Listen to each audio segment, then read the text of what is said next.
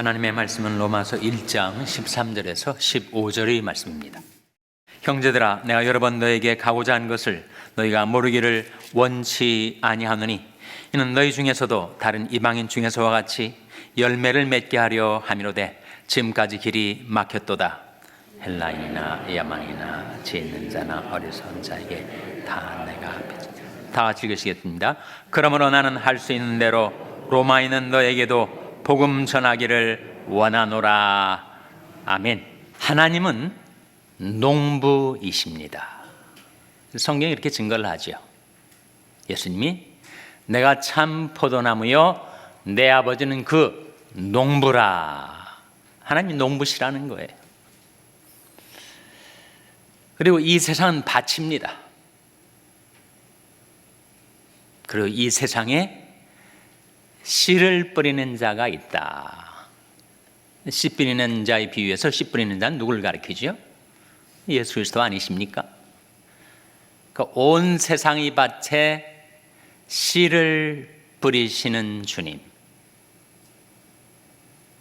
농부는 뭘 기대할까요?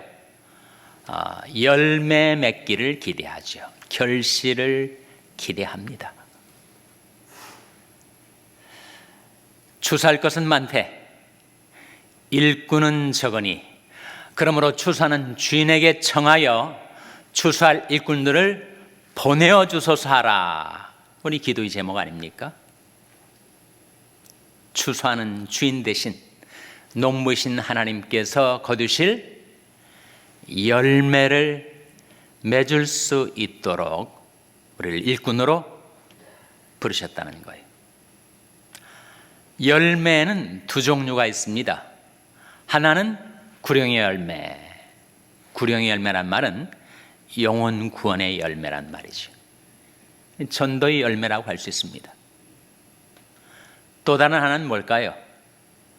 또 다른 하나는 성령의 열매입니다. 구령의 열매에 관한 말씀이 로마서 1장 13절에 나오죠. 화면에 한번 같이 읽겠습니다. 시작. 형제들아, 내가 여러 번 너에게 가고자 한 것을 너희가 모르기를 원치 아니하노니 이는 너희 중에서도 다른 이방인 중에서와 같이 열매를 맺게 하려 함이로되 지금까지 길이 막혔도다. 너희 중에서도 로마인 중에서도 다른 이방인 중에서와 같이 열매를 맺게 하려 함이로되 이 열매는 바로 구령의 열매라는 거예요. 정말 빚진 자의 심정으로 로마에 살고 있는 로마인들에게, 이방인들이죠, 그들에게 나가서 구원의 복음을 전해서 그들이 구원받게 되는 구령의 열매를 맺으려 하노라 말하고 있지 않습니까? 하나님이 찾으시는 열매 두 종류가 있으니 천하보다 귀한 한 영혼 한 영혼을 구원하시는 구령의 열매가 하나요.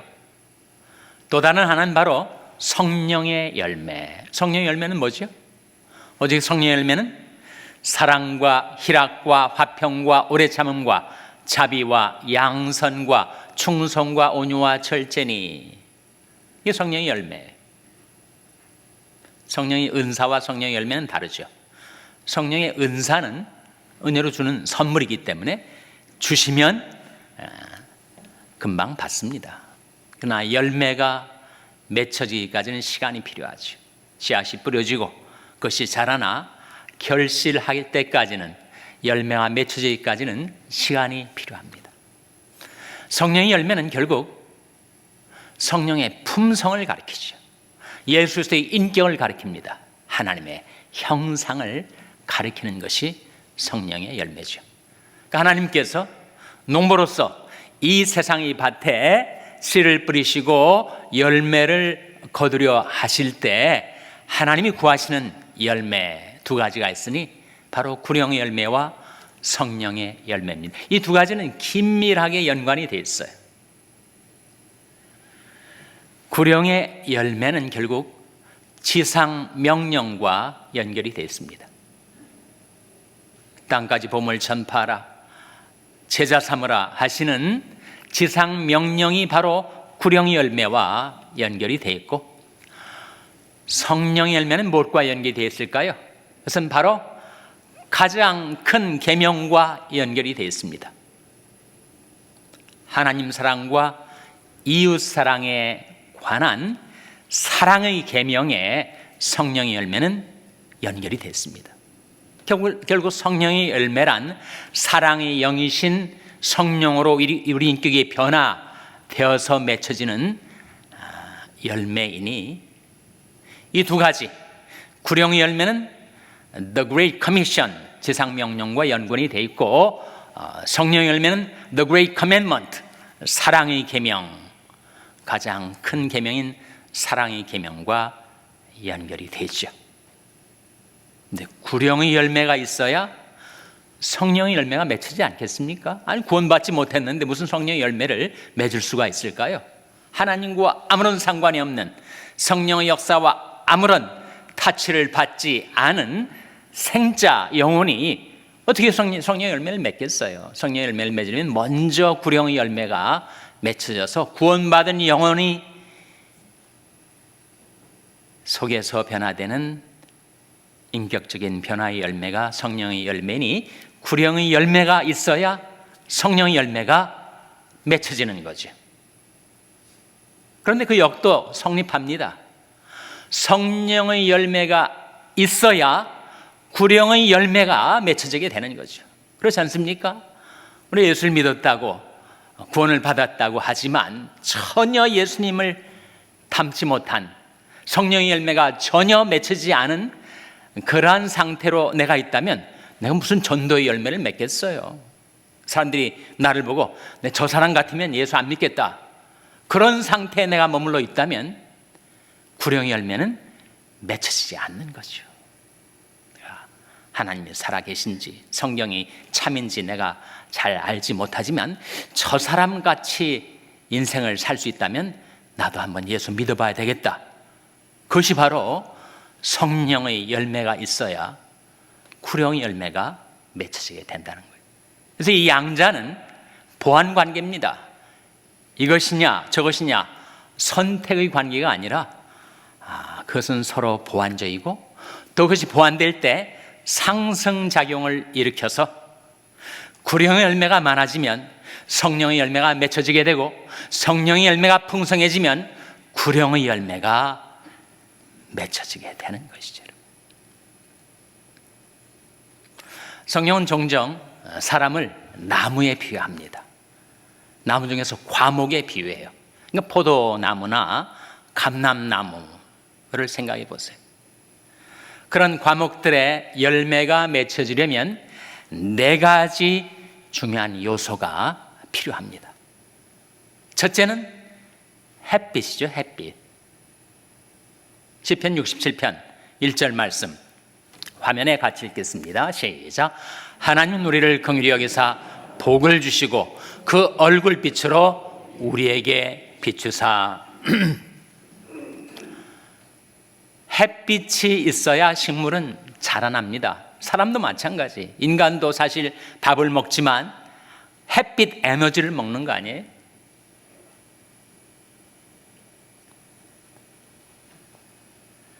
식물들도 마찬가지로 햇빛이 있어야 광합성 작용을 일으키죠.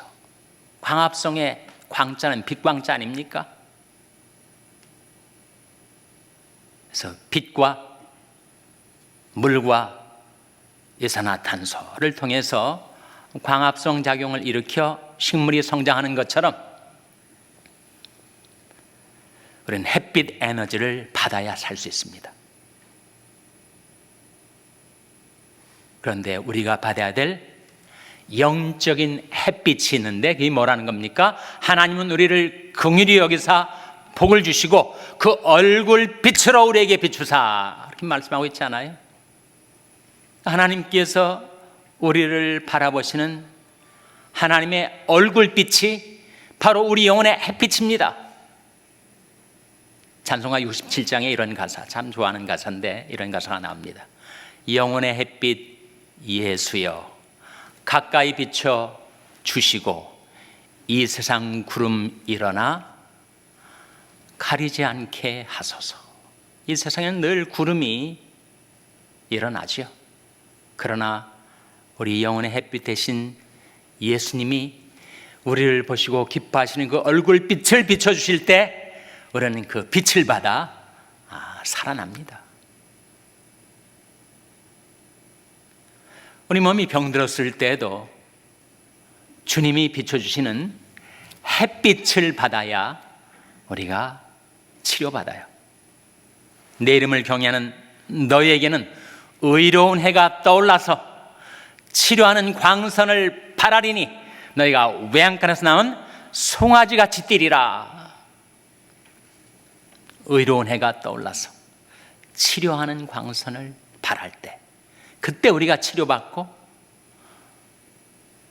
일어날 수가 있는 것이죠. 여러분, 제가 성경에 정말 귀중한 약속들이 많이 있는데 제가 하루에도 거의 한번 수십 번씩 마음속에 되뇌는 약속, 저는 개인적으로 그걸 영원한 복음으로 받아들이는 약속인데, 이사야 45장 22절에 나온 말씀입니다. 거기 이런 말씀이 나와요.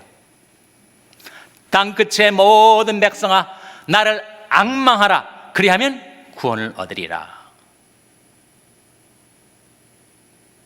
우리가 예수님의 십자가의 보혈의 공로로 구원받은 자들이지만 이 세상을 살아갈 때 이런저런 어려움을 겪고 시험에 들고, 거기서 우리를 끌어올려 주시는 하나님의 구원이 누구에게 베풀어진다고요? 나를 앙망하라. 그리하면 구원을 얻으리라.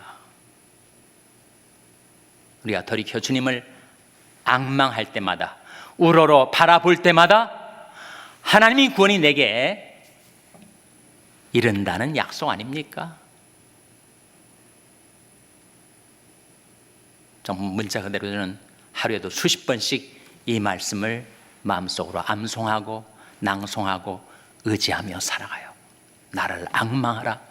그리하면 구원을 얻으리라. 그래야 햇빛을 받으니까, 그래야 내 영혼이 소생케 되니까.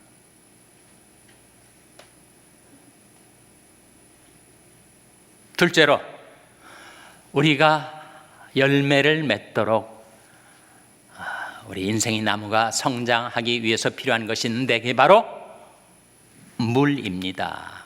비입니다. 비. 에스겔서 34장 26절 말씀 화면에 같이 읽겠습니다. 시작. 내가 그들에게 복을 내리며 내 산사면 모든 것도 복되게 하여 때를 따라 비를 내리되 복된 장맛비를 내리리라. 때를 따라 비를 내리되 복된 장맛비를 내리리라. 장맛비가 showers of blessing입니다. 축복의 소낙비를 내리리라. 그런 약속 아닙니까? 이 캘리포니아가 거의 역대급의 심각한 가뭄에 들었다가 최근 들어서 엄청난 양의 강우량이 내려가지고 많이 해갈이 되었어요. 이 북가주에는 비가 너무 많이 호우가 쏟아져서 캘리포니아 사막 지역인데 홍수가 날 지경이었습니다. 홍수 피해를 본 곳도 여러 곳이 있다고 하죠. 일기예보 속에 제가 처음 보는 단어를 발견하게 됐는데 atmospheric river가 있다는 거예요. 그러니까 이 대기 중에 atmosphere 가운데 river가 있다. 그러니까 땅 위에만 강이 있는 것이 아니라 이 대기 중에도 강이 있다는 거예요. 그 대기 중에 강이 캘리포니아 지역으로 이번에 쏟아져 내려왔다는 겁니다. 성경에 그 말씀이 연상이 되더라고요. 하나님께서 궁창 위의 물과 궁창 아래의 물을 나누셨다. 정말 궁창 위에 이 대기권 내에 강이 흐르고 있어서 이번에 강이 캘리포니아 쪽으로 흘러가지고 그렇게 많은 비가 쏟아졌다는 거예요. 때를 따라 비를 내리시되 복된 장맛비를 내리시는 하나님. 물이 있어야, 비가 내려야 식물이 성장하고 열매를 맺지 않습니까? 우리도 마찬가지. 하나님이 내려주시는 성령의 단비, 축복의 소낙비가 여러분의 인생의 나무에 임하게 되시기를 주님의 이름으로 축원합니다. 오라, 우리가 여호와께로 돌아가자. 여호와께서 우리를 찌셨으나 도로 낫게 하실 것이요, 우리를 치셨으나 싸매어 주실 것입니다. 여호와께서 이틀 후에 우리를 살리시며 제3일에 우리를 일으키시니 우리가 그 앞에서 살리라. 그러므로 우리가 여호와를 알자. 힘써 여호와를 알자. 그의 나오심은 새벽빛같이 일정하니 비와 같이 땅을 적시는 늦은 비와 같이 우리에게 임하시리라. 비가 필요해요. 빗물이 필요합니다. 그래서 식물이 성장하려면 꼭 물이 있어야 하는 것처럼 우리 영혼의 나무가 성장하여 열매를 맺으려면 우리에게도 물이 필요합니다. 성경은 말씀이 물이다 이렇게 가르쳐주고 있지 않습니까? 예수님께 제자들에게 너는 내가 일러준 말로 이미 깨끗하게 되었다. 말씀이 물로 우리의 영혼, 우리 마음을 깨끗하게 씻어주시는 주님. 내가 정말 메마른데 목도 타는 갈증이 있고 그리고 물이 없어가지고 그야말로 혼미할 정도인데, 쓰러질 정도인데 물을 마시지 않으려고 하면 그 사람이 어떻게 회복이 되겠습니까? 하나님이여, 사슴이 시냇물을 찾게 갈급함같이 내 영혼이 주를 찾게 갈급하니이다. 내 영혼이 하나님, 곧 생존하시는 하나님을 갈망하나니 내가 어느 때에 나가서 하나님 앞에 배울꼬. 주님께 대한 갈망, 주님의 말씀에 대한 갈망이 우리에게 있어야 사슴이 시냇물을 찾게 갈급함같이 우리가 그렇게 주님과 말씀을 갈급해하며 살아갈 때, 그때 그 가란 심정, 그 마음에 하나님께서 성령의 단비도 내리게 하시고 복된 장맛비도 내리게 해주시고 축복의 소낙비를 여러분의 심령, 여러분의 인생의 나무에 부어주시기를 주님의 이름으로 축원합니다. 셋째로 열매를 맺기 위해서 필요한 것이 있습니다. 바로 바람이죠. 바람. 식물이 잘 자라려면 양지 바른 곳에, 바람이 잘 통하는 곳에 있어야 하잖아요. 바람이란 결국 공기의 이동 아닙니까? 공기는 어디에서 어디로 이동하죠? 높은 곳에서 낮은 곳으로, 고기압권에서 저기압권으로 공기는 이동을 하는데 그것이 바로 바람입니다. 오순절날 성령의 바람이 불어왔다. 사도행전 2장 2절 말씀 화면에 한번 같이 읽겠습니다. 시작. 오순절날이 이미 이름에 저희가 다 같이 한 곳에 모였더니 호련히 하늘로부터 급하고 강한 바람 같은 소리가 있어 저희 앉은 온 집에 가득하며, 여기에 호련히 하늘로부터 급하고 강한 바람 같은 소리가 있었다. 무엇이 임하고 있는 거죠? 성령이 임하고 있는 것입니다. 성령은 바람처럼 우리 영혼, 우리 심령에 불어옵니다. 성령의 바람이 불어오면 우리의 심령이 상쾌해지죠. 이사야 28장에 나온 말씀인데 이것이 너희 안식이요 이것이 너희 상쾌함이다 하는 말씀이 나옵니다. 우리가 코로나 때문에 바깥에도 나가지 못하고 실내에 묶여 있다가 갑자기 탁 트인 레돈도 비치, 태평양 바람을 쏘게 되면 얼마나 시원하고 상쾌해요. 상쾌. 성령의 바람은 어디에 불어오는가? 성령의 바람은 기도하는 심령에 불어옵니다. 성령은 기도의 영이시기 때문에 기도하는 자에게 성령이 바람으로 불어옵니다. 성령의 바람은 어디에 불어오는가? 겸손한 마음 갖고 사는 자에게 불어옵니다.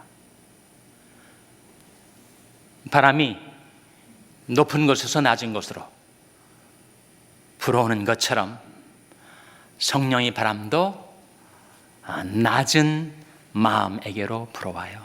오늘 잠언 29장 말씀을 우연히 보게 됐는데 거기 그런 말씀이 있더라고요. 마음이 겸손한 자는 하나님께로부터 영예를 얻게 될 것이다. 그런 말씀이 나오더라고요. Be lowly in spirit. 심령의 낮은 자, 겸손한 자. 그래서 시편 34편에 보면 그런 말씀이 나옵니다. 하나님은 누구에게 가까이 하신다고요? 하나님은 심령이 상한 자에게 가까이 하신다. 마음에 통해하는 자에게 가까이 하신다. 성령도 마찬가지. 내가 너무 자신만만하고 뭐든지 다 할 수 있다고 생각할 때 그런 마음에는 성령의 바람이 불어오질 않죠. 하나님은 마음이 상한 자에게 가까이 하시고 중심에 통해하는 자를 구원하신 하나님. 그래서 우리 기도할 때 우리는 성령의 바람을 쏘이게 되고 또 내 마음이 겸허해질 때 거기에 성령의 바람이 불어온다는 것입니다. 예수님께서 온유하고 겸손한 분이셨기 때문에 예수님에게 계속 성령의 바람이 불어왔죠. 하나님이 나사렛 예수에게 성령과 능력을 기름 붓듯 부으심에 저가 두루다니시며 착한 일을 행하시고 마귀에 눌린 모든 자를 고치셨으니 이는 하나님이 함께 하셨습니다.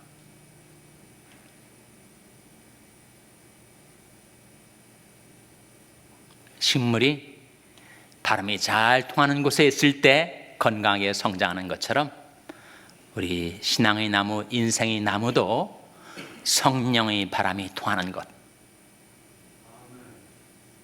하나님 앞에 나와 무릎 꿇고 기도하며 살아가는 자, 그의 심령에 성령의 바람이 불어오는 것입니다. 넷째로 우리가 열매를 맺기 위해서 필요한 요소가 있는데 바로 양분 아닙니까? 양분. 시편 94편 13절 14절 화면에 한번 같이 읽겠습니다. 시작. 여호와의 집에 심겼으며 우리 하나님이 궁정에서 흥왕하리로다. 늙어도 결실하며 진액이 풍족하고 빛이 청청하여. 정말 우리가 그런 인생, 그런 노년을 우리가 맞이하고 싶은데 늙어도 결실하며 진액이 풍족하고 빛이 청청한 그런 인생의 나무가 되려면 어디에 그것이 심겨져야 된다고요? 여호와의 집에 심겼으며 우리 하나님이 궁정에서 흥왕하리로다. 땅이 다 똑같지 않고 토양이 다 똑같지 않고 정말 양분이 자양분이 많은 땅이 있는가 하면 그야말로 불모지 척박한 황무지가 있는 거죠. 그래서 우리 인생의 나무를 어디에 심어 놓을 것인가, 위치가 중요합니다. 공간이 중요해요. 여러분, 이 세상 공간이 다 똑같지 않지 않습니까? 교회하고 예배당하고 공동묘지하고 그 공간이 같을 수가 있어요? 그래서 내가 머무는 자리, 내가 행하는 길을 잘 선택해야 됩니다. 내가 꼭 있어야 할 자리에 있지 아니하면 나는 잘못된 곳에 있는 것이죠, 여러분. 잘못된 것은 위험한 것입니다. 그 시간, 그 장소, 내가 꼭 있어야 할 자리에 있질 아니하면 나는 위험한 자리에 있는 것이에요.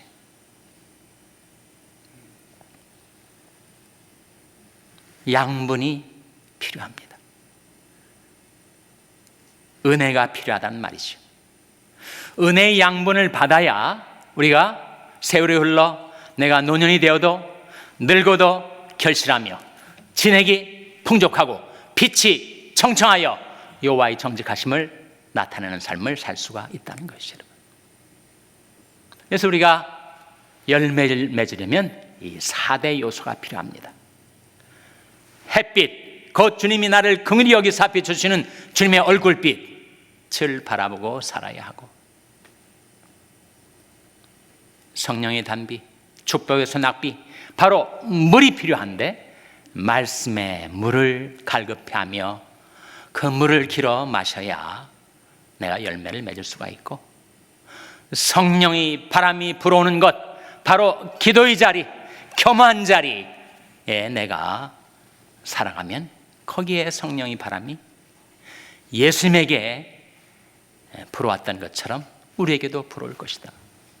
그리고 내가 살아가는 삶의 자리, 내가 행하는 인생의 길 잘 선택해서 꼭 있어야 할 자리에 내가 위치해 있고 꼭 행해야 될 길에 내가 행할 때 거기에 은혜의 양분이 내게 계속해서 공급된다. 하나님께서 우리에게 은혜로 주신 이 세를 살아갈 동안에 우리에게 주신 놀라운 약속이 신명기 11장 12절에 나옵니다. 화면에 한번 같이 읽겠습니다. 시작. 내 하나님 여호와께서 권고하시는 땅이라 새초부터 새말까지 내 하나님 여호와의 눈이 항상 그 위에 있느니라. 새초부터 새말까지, 연초부터 연말까지 내 하나님 여호와의 눈이 항상 그 위에 있느니라. 하나님이 돌보시는 눈길, 하나님이 도우시는 손길이 우리에게 항상 임하여 있기 때문에 우리가 이 세를 살아가면서 많은 구령의 열매도 맺고 많은 성령의 열매도 맺어서, 우리 열매를 많이 맺으면 어떻게 된다고요? 너희가 과실을 많이 맺으면 내 아버지께서 영광을 받으실 것이요, 풍성한 열매를 맺어 우리 하나님께 영광 돌리는 삶을 살아가시는 여러분 한 분 한 분 되시기를 주님의 이름으로 축원합니다. 기도하시겠습니다. 아버지 하나님, 저희들에게 은혜로 열으신 이 세를 살아갈 동안에 새초부터 새말까지 저희들을 돌보시는 하나님의 눈길이 저희들에게 임하여 있고, 저희를 도우시는 하나님의 손길이 저희와 함께하여 주셔서 이 새해는 저희들이 주님의 얼굴빛 가운데 행하며 살게 하여 주시고, 말씀의 물을 갈급해하며 그 물을 마시며 살게 하여 주시고, 성령의 바람이 불어오는 기도의 자리, 겸한 자리에 저희들이 머물게 하여 주시고, 은혜의 양분이 풍성한 그런 인생의 자리, 그리고 삶의 길을 잘 선택해서 행하며 살게 하여 주시옵소서. 저희들이 풍성한 열매를 맺어 우리 하나님께 영광 돌리는 삶을 살게 해주시기를 바라옵고 예수님의 이름으로 기도하옵나이다. 아멘.